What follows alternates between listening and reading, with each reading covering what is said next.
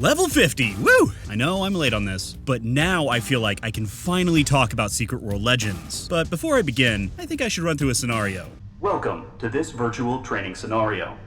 The Council of Venice would like to remind you that it takes no responsibility for accidental death, maiming, or insanity during the course of this exercise. Man, that operator's voice is sexy. Let's hear some more. Initiating possession protocol. Watch out for suspicious behavior. Yeah. Possession in progress. Assist the survivor. Oh, okay, sure. Spawning enhanced hostile. A boss? Really? Survivor has been fully possessed. Eliminate the new threat. Okay, you can stop possessing my people now. Spawning enhanced hostile. The survivor is being possessed. Intervene ASAP. Okay, seriously, stop. Extremely aggressive hostile created.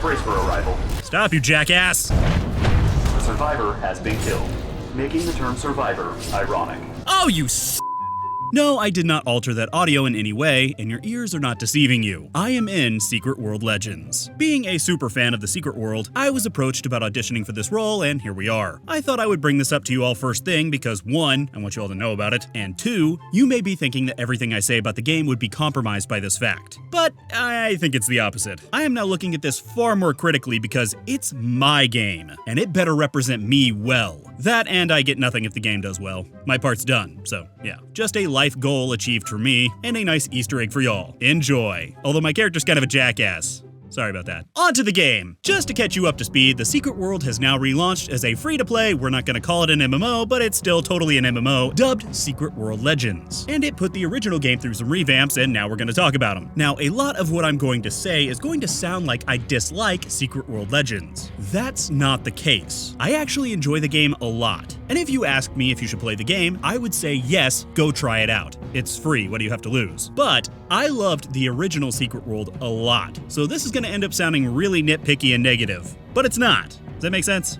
Moving on. Luckily, one of the things that escaped completely unscathed was the lore, setting, and overall atmosphere of the original. This was my major concern going into Legends, fearing that with all of the other changes to the game, that these areas would lose their uniqueness. These fears were completely unfounded. Leveling up through this world again was a delight. Other than City of the Sun God, which still sucks. Sand everywhere. Fuck you, Egypt!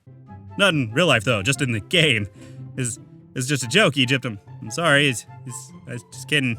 Love those pyramids and you're great. Have you lost weight? Questing was one of my favorite things to do in the Secret World, and luckily it's still the same. Some of it has been streamlined, especially in the lower level zones, but overall, no change there. If you really get into it and look for all the references the game throws at you, you should find a lot here to enjoy, especially if you're a horror buff. Although I'm still waiting on that Stranger Things themed expansion, Funcom. Make it happen. The most noticeable difference in Legends is combat. Instead of tab targeting combat where you use builders to activate higher level skills, you now have reticle combat with a mana type system. In reality, it doesn't feel that different, or at least to me. Battles are considerably faster, and you'll end up aiming at the wrong enemies sometimes, but overall I don't notice too much. The one thing I do notice are the additional systems that they included. Most of them aren't that intrusive, like Pistols, Fist, or Chaos, where you don't really need to keep track of anything, and they'll just occasionally provide you with some benefits. But then there's the odd few that seem really out of place, like grenades that hurt you when you don't use them fast enough, or elementalism where you have to keep track of your heat, which stops you from using your skills altogether. It seems like these should probably be reworked to provide benefits like the other weapons, rather than hindering you. Unless you just don't want us to use these weapons. What you got against elementalism, Funcom?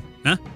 Along with this, they also changed up the skills, character progression, and shrunk down the hotbar. Once again, I see some positives and negatives here. For starters, there are now a lot more AoE skills, which makes all of the battles go faster. I don't mind this, but if you're not careful, you may find yourself spamming the same few abilities over and over. This is partly due to the smaller hotbar. You can now only have 6 skills, which really limits builds. It's not a bad thing, but when trying to mix and match skills from 2 weapons, it's difficult to create a synergy. Not impossible, mind you, just difficult. I've found some decently good ones, but I find myself yearning for some more slots sometimes. Just like in real life. Ow! You deserved that. Yeah, I had that one coming. Character progression has also been simplified quite a bit. While I miss the wheel and the amount of customization that came with it, the new system is fine. You'll begin the game by picking a starting class, which gives you 2 predetermined weapons. From here, you can raise these 2 weapons that were given to you, or you can work on unlocking some of the other weapons to build your own class. Working up the currency to unlock new weapons, called Marks of Favor, doesn't take terribly long, but it's definitely not easy. You will have to work for it, or you can just sell crap you find, and for some odd reason people seem to buy it,